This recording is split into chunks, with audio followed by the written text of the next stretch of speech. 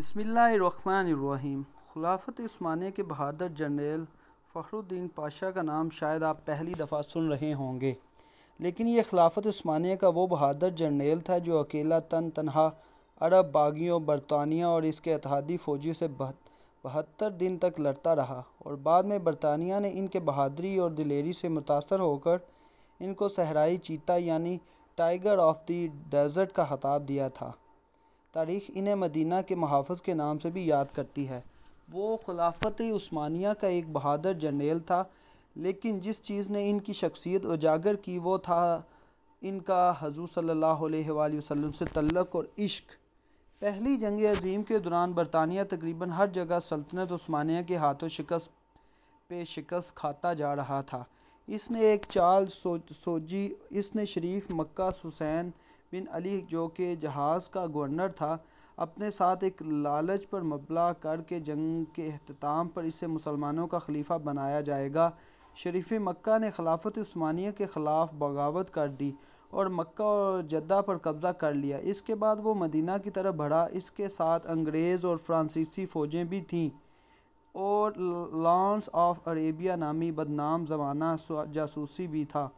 उन्होंने 1916 को मदीना का मुआहदा कर लिया। ये मुआहदा 1919 तक जारी रहा, क्योंकि इनको यहाँ के उस्मानी मुजाहिदों की तरफ से सख्त मुज़ाहमत का सामना करना पड़ रहा था। इस वक्त मदीना शहर का दफ़ा एक उस्मानी सिपह सलार फ़खरी पाशा यानी उमर फ़खरुद्दीन पाशा के ज़ेर निगरानी था। ये शख्स इंतहाई दिलेर और साहब ईमान था। मदीना मनव्वरा के पासी इसकी बहादुरी और हसन इंतज़ाम पर इसे बहुत पसंद करते थे। अरबों की गद्दारी की वजह से उस्मानिया को शदीद धचका लगा और बरतानवियों और इसके इत्तेहादी बड़ी तेज़ी से उस्मानिया के इलाकों को अपने कब्ज़े में लेते जा रहे थे। उस्मानिया के इत्तेहादी बल्गारिया के हथियार डालने पर जर्मनी ने भी हथियार डाल दिए, और इसी वजह से बालाखिर सल्तनत उस्मानिया को भी बरतानिया और इत्तेहादियों के सामने हथियार डालने पड़े। इस वक्त शरीफ मक्का इनके बेटे अली, फैसल और अब्दुल्ला इस ख्याल में थे कि अब फ़खरुद्दीन भी हथियार डाल देगा और मदीना और इनके हाथ आ जाएगा, लेकिन फ़खरुद्दीन ने हथियार नहीं डाले और बराबर लड़ता रहा। मदीना शहर को सामान रसद पहुंचाने वाले ट्रेन को अंग्रेज़ नाकारा कर चुके थे, और इसी तरह फ़खरुद्दीन को बाहर से कोई इमदाद नहीं पहुंच रही थी।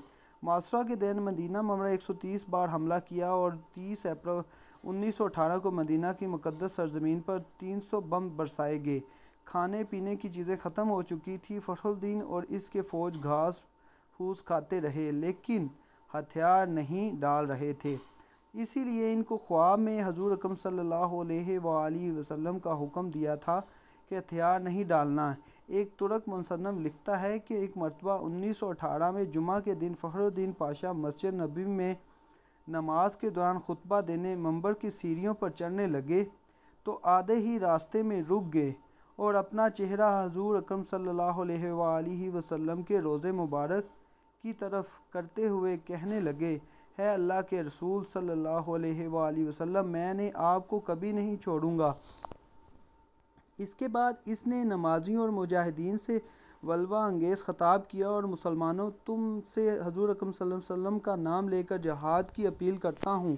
जो इस वक्त मेरे गुनाह भी हैं, मैं तुम्हें ये हुक्म देता हूँ कि दुश्मन की ताकत की परवाह ना करते हुए आप सल्लल्लाहु अलैहि वसल्लम और आप सल्लल्लाहु अलैहि वसल्लम के शहर का आखिरी गोली तक दफ़ा करो। अल्लाह और हमारा हामी और नासर और हज़ूर अकरम सल्लल्लाहु अलैहि वसल्लम की बरकत हमारे साथ हो। तुर्क अफवाज के बहादुर अफसरों, ए छोटे और मोहम्मदियों, आगे बढ़ो और मेरे साथ मिलकर अल्लाह और इसके रसूल सल्लल्लाहु अलैहि वसल्लम वादा करो कि हम अपने ईमान की हिफाजत अपनी ज़िंदगियाँ लटाकर करेंगे। इसके बाद फ़खर पाशा ने कहा, इसे ख्वाब में हज़ूर अकरम सल्लल्लाहु अलैहि वसल्लम का हुक्म हुआ था कि वो अभी हथियार ना डालें।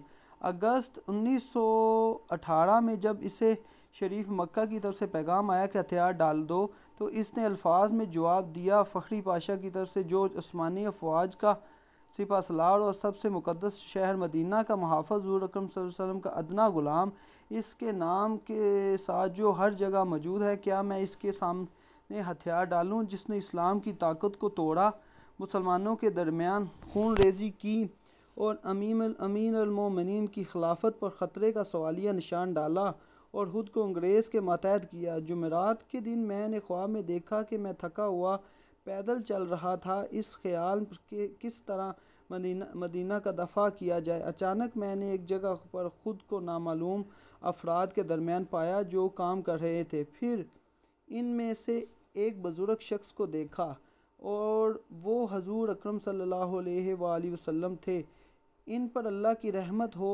इन्होंने अपना बायां हाथ मेरे पेट पर रखा और मुझसे तहफ़्फ़ुज़ का एहसास दिलाने वाले अंदाज में कहा, मेरे साथ चलो। मैं इनके साथ 3-4 कदम चला तो फिर बेदार हो गया। मैं फ़ौरन मस्जिद नबी गया और इनके रोज़े के करीब अपने रब के हजूर सजदे में गिर पड़ा और अल्लाह का शुक्र अदा किया। अब मैं हजूर अकरम सल्लल्लाहु अलैहि वसल्लम की पनाह में हूँ जो मेरे सिपा सलार आला हैं। मैं मदीना की इमारतों, सड़कों और इसके हदूद की दफ़ा और मैं दिल और जान से मसरूफ़ हूँ। अब मुझे इन बेकार पेशकशों से तंग न करो।